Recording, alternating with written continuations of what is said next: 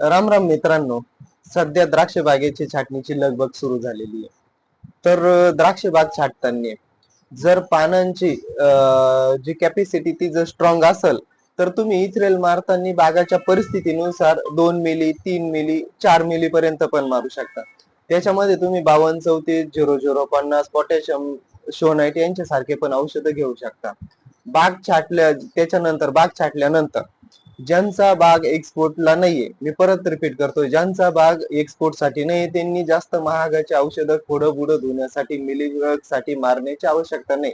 त्यांनी सरळ सोपं प्रोफेनोफॉस जरी मारलं तरी 100% रिझल्ट येऊन जात असतो, किंवा 50%चं क्लोरो जरी मारलं तरी रिझल्ट येऊन जातो. जास्त खर्च करण्याची गरज नाही. कमी खर्चामध्ये पण बाग चांगल्यापैकी निघतो. कारण की आपण पहिल्यापासूनच खर्चाला खूप सुरुवात करून देतो, याचं ऐक त्याचं ऐक खूप जोरात करतो. त्याच्यापेक्षा नुसतं प्रोफेनोफॉस जरी मारलं तरी रिझल्ट येऊन जात असतो. रामकृष्ण हरी.